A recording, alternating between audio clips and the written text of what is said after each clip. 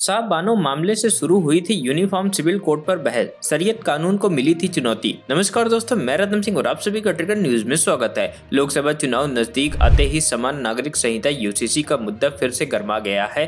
प्रधानमंत्री नरेंद्र मोदी की तरफ से खुले मन से इसकी वकालत करने के बाद हर तरफ सिर्फ यूनिफॉर्म सिविल कोड की ही चर्चा है। विपक्षी दलों ने भी इसे लेकर सवाल उठाना शुरू कर दिया है। हालांकि ये मुद्दा कोई नया नहीं है, कई दशकों से यूनिफॉर्म सिविल कोड को लेकर बहस चल रही है और सुप्रीम कोर्ट भी कुछ मामलों में इसका जिक्र कर चुका है, जिनमें से सबसे पहला और बड़ा मामला शाह बानो का है, जिसमें मुस्लिम पर्सनल लॉ को दरकिनार करते हुए हाई कोर्ट और उसके बाद सुप्रीम कोर्ट ने फैसला सुनाया था। दरअसल कुछ साल पहले मोदी सरकार ने एक बड़ा फैसला लेते हुए 3 तलाक को खत्म कर दिया था।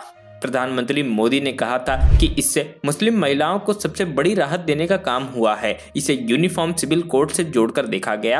कहा गया कि सरकार की तरफ से यूसीसी की तरफ पहला कदम बढ़ा लिया गया है। शाह बानो का मामला भी इसी ट्रिपल तलाक से जुड़ा हुआ था, जिसकी सुनवाई के दौरान बाद में समान नागरिक संहिता का जिक्र सुनने को मिला। शाह बानो का कम उम्र में साल 1932 में निकाह हो गया था। उनका निकाह इंदौर के एक वकील मोहम्मद अहमद खान से हुआ था। कुछ साल तक सब कुछ ठीक चलता रहा और दोनों के 5 बच्चे भी हुए, लेकिन निकाह के करीब 14 साल बाद अहमद खान ने दूसरा निकाह कर लिया। तब समझौते के तहत शाह बानो भी उनके साथ रहने लगी, लेकिन जब दोनों में खटपट शुरू हुई तो 1978 में अहमद खान ने शाह बानो को 3 बार तलाक बोलकर तलाक दे दिया और घर से बेदखल कर दिया। तब खान ने शाह बानो से वादा किया कि वो गुजारा भत्ता के तौर पर हर महीने उससे 200 रुपए देगा, लेकिन कुछ ही महीनों बाद वह इससे भी मुकर गया। गुजारा भत्ता नहीं मिलने के बाद 62 साल की शाह बानो ने कोर्ट का दरवाजा खटखटाने का फैसला किया और यहीं से शाह बानो का चर्चित मामला शुरू हुआ। इंदौर की एक अदालत में मामला पहुंचा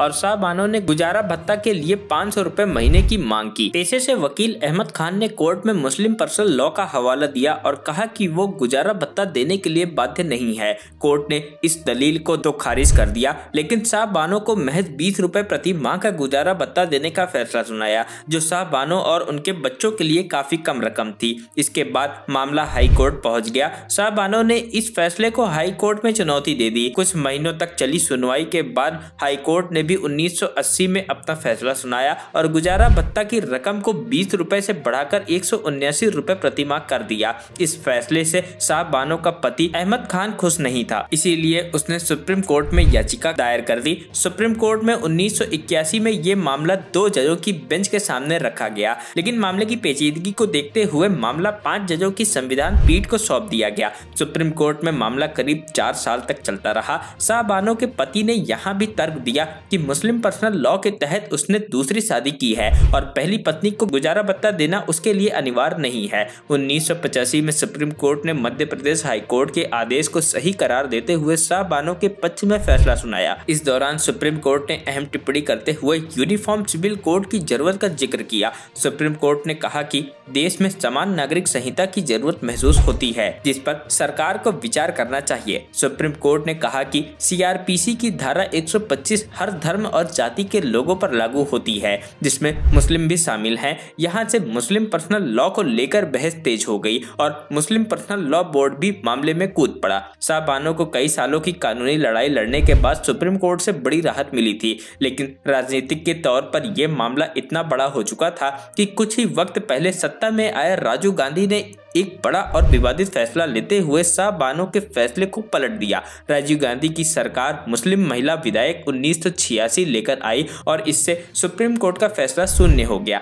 इसके बाद विवाह के मामले में फिर से शरीयत कानून को लागू कर दिया गया। राजीव गांधी के इस फैसले को लेकर खूब विवाद हुआ और इसे खुद के पैरों पर कुल्हाड़ी मारने जैसा बताया गया। इस तरह शाह बानो का फैसला भारत के इतिहास में दर्ज हो गया। Bureau report, trigger news.